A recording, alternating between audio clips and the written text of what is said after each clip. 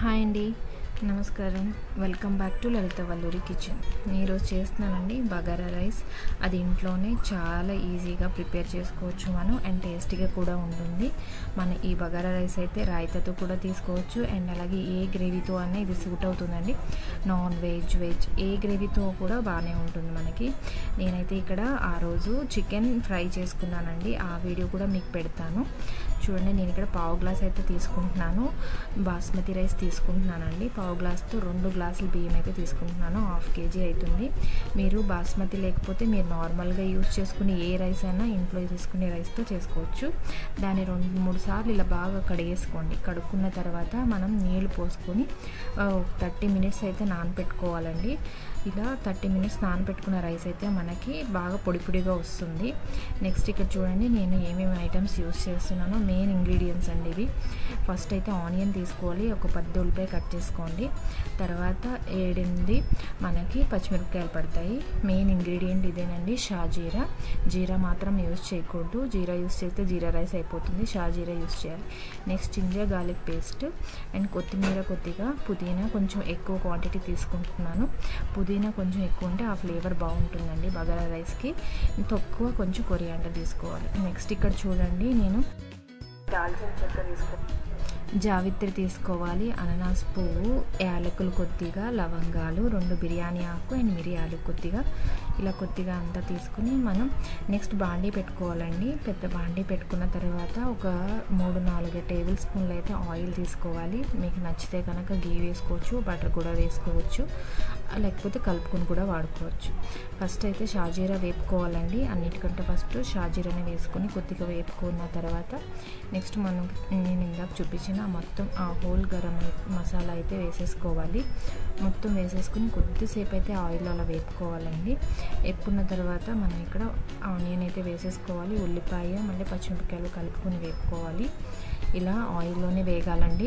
కొంచెం ఎర్రబడ్డాక మనం ఇక్కడ జింజర్ గార్లిక్ పేస్ట్ అయితే వేసేసుకోవాలి. దాన్ని కూడా మనం పచ్చివాసన పోయేటట్టుగా మనం వేపుకోవాలి దీంట్లోనే. ఇలా వేపుకుంటే మనకి ఆ ఫ్లేవర్స్ అనేవి బాగా పడుతుంది. నెక్స్ట్ ఇక్కడ చూడండి మొత్తం పుదీనా, మళ్ళీ నెక్స్ట్ కొరియాండర్ కూడా వేసేసుకుంటున్నాను. ఇవి 2 కలుపుకొని మనం బాగా వేపేసుకోవాలి. ఆనియన్స్తో పాటు ఇవి కూడా వేగిపోవాలండి. కొద్దిసేపట్లో వేగిపోతుంది మనకి.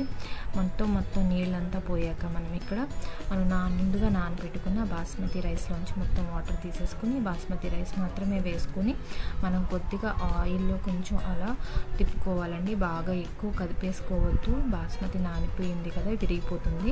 కొద్దిగా అలా తిప్పుకోవాలండి, కొద్దిసేపు అలా 1 మినిట్ అయితే అలా ఉండాలి. నెక్స్ట్ ఇక్కడ నేను 3 గ్లాసులు అయితే నీళ్ళు పోసుకుంటున్నానండి. బాస్మతి రైస్కి 3 గ్లాసులు అయితే నీళ్ళు పడుతుంది, 2 గ్లాసులకి 3 గ్లాసులు నీళ్ళు పడుతుంది. మీరు నార్మల్గా ఏదైనా రైస్ యూస్ చేసుకుంటే 4 గ్లాసులు కూడా పడుతుందండి, రా రైస్ అనుకుంటే. దాన్ని 3 గ్లాసులు నేను పోసేసుకుంటాను. ఇలా 3 గ్లాసులు నీళ్ళు పోసుకున్న తర్వాత మనం కొద్దిగా అయితే ఇలా తిప్పుకొని నెక్స్ట్ ఇక్కడ 1 టేబుల్ స్పూన్ అయితే మనకి సాల్ట్ పడుతుంది.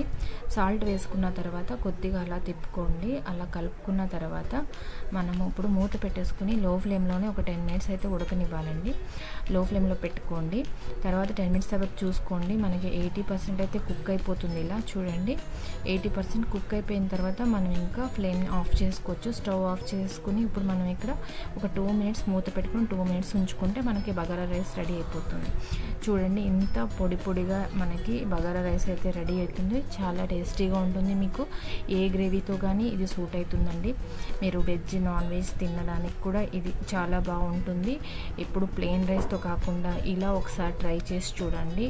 ఇలా మన బగారా రైస్తో తింటే మనకి ఇంకా టేస్ట్ అనేది చాలా బాగుంటుంది.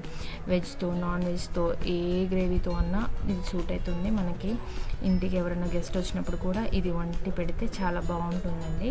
నెక్స్ట్ మనం దీన్ని నార్మల్ రైతాతో కూడా తీసుకోవచ్చండి. ఏ గ్రేవీ లేకపోయినా రైతాతో కూడా ఇది కాంబినేషన్ బాగానే ఉంటుంది. చూడండి చాలా బాగా వచ్చింది. మీరు కూడా ఒకసారి ట్రై చేసుకోండి, ఇంట్లో ట్రై చేసుకుని కామెంట్ పెట్టండి నాకు ఎలా వచ్చిందని. ఐ హోప్ మీకు ఈ వీడియో అయితే నచ్చింది అనుకుంటున్నాను. నచ్చితే కనుక ఒక లైక్ అండ్ సబ్స్క్రైబ్ చేయండి. Thank you.